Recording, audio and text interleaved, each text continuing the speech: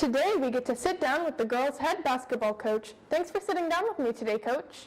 Thanks for having me. Your team is coming off a historic season by winning the first conference title, being the first girls team to make it to the Final Four. What do you see as the goal this year for the team?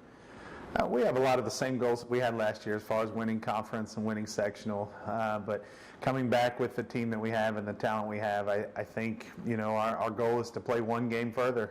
We made it to the semi-state, and if we can get one more game, that means we'd be playing in the state championship game. Let's talk about your seniors. What do you expect out of them this year? Leadership, probably the first thing and the most important. They're leaders on the court, they're leaders off the court.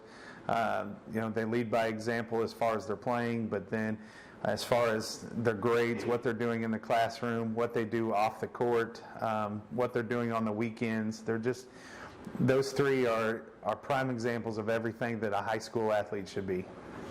Let's talk about Leah Miller. She's out for most of the season, if not all. She did so many great things on and off the court. What will you miss the most? Just Leah being Leah. She keeps it fun at practice. She's always running around like the Energizer Bunny, shooting half quarters. Obviously, we'll miss her on the court. She is probably the most talented player that I've ever coached, and so we'll definitely miss that. But her leadership, when things are falling apart, you always know that you can get the ball to Leah and she'll make something happen. She comes to practice. We've kind of moved her into, she's Coach Miller now, and so we get her at practice and we'll have her on game night. But there's something different about having her on the court. Absolutely. With Leah being out, your underclassmen will have to play more. Who will need to step in to fill some of those minutes that Leah usually played? It'll be a team effort. We thought this year we'd have 9 that really contribute and play a lot of minutes, and so basically we'll spread Leah's minutes throughout the other 9. The easy answer is Callie Backhurst moves into the point guard role, and that's a position that she's played for years, and we think she's the best junior point guard in our area, and so to have that luxury to be able to step right into that spot, we're very fortunate. But we've got a lot of kids that'll pick up the scoring and the ball handling that can step in. Hope will handle the ball a little bit more. We expect Natalie Knoll to score a little bit more, Letty to score a little bit more, Carly. So it'll really be a team effort. Absolutely. What is the main characteristic of your team that makes you enjoy coaching them so much? I really, again, just to go back to their character, they're great young ladies. They're fun to be around. They do the things you ask them to do. They do it without complaint. They work hard. They're great representatives of our school, and they enjoy playing basketball. So they play hard. They're fun to watch, and just a great group that's real easy to cheer for. Your team is heading to Newcastle, Indiana to play in the Raymond James Hall of Fame Classic on Friday, December 27th. How excited are you for this opportunity to showcase your team? It's great. They only take 4 teams every year, and it's 4 of the best teams in the state. It's a big selection process. The Hall of Fame committee comes and watches you play several games throughout the year.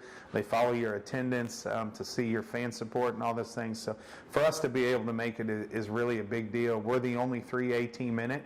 The others are all 4A teams, schools of over 2,000 people. A couple of them are 3,000 students. So for us at 550 is quite an accomplishment. Absolutely. Some of the best players that have ever played in the state have played in that tournament. The best teams that have ever played have been in that tournament.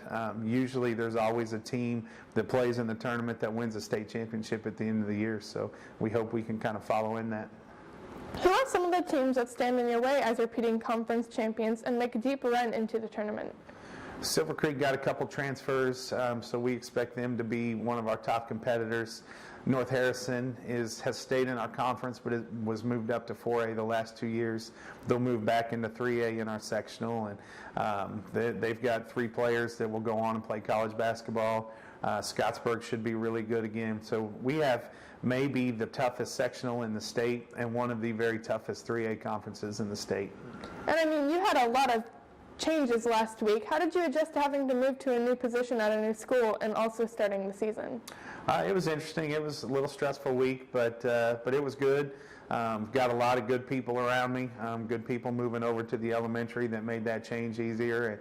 And then, we've got a veteran group of girls, so they already know their expectations. Practice flows pretty smoothly. We've got great assistant coaches that can help with that, and they take a lot of pressure off me and take a lot of things off my plate. So it actually went real well last week. Well, last night you had a scrimmage against New Washington. What were some of the things you all did well? I love the way we shared the ball. We were always looking to make the extra pass, to pitch ahead, to run the floor. I think we scored 93 points in a 5-quarter running clock scrimmage, which is crazy to think about. We won the second quarter 30-2 of our scrimmage, and so just the ability to really get out and run was good. And talking about that, what are some areas that need to be fine-tuned? Rebounding wasn't good. We didn't box out at all. We didn't crash the boards, and our conditioning definitely. I think when we did break down mentally, defensively, it was mostly because physically we were tired, and so those are a couple things. And that's what you expect early in the year until you really start playing games. Well, is there anything else that you would like to say to the Lion Nation? Just how excited we are about the season, and just how grateful we are for the support.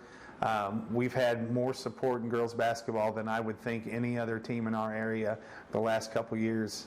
So we appreciate everybody coming and encourage them to keep filling the stands. The Hall of Fame tournament's on December 27th, and again, that's maybe a once in a lifetime for a school our size to be able to do that. Yes. So we know it's close to Christmas and over Christmas break, but we sure hope that our fans will come and support. It's a chance to go to the Hall of Fame, the Indiana Basketball Hall of Fame, and see some of the best players in the state, some of the best teams in the state, and some of the best teams that will ever play.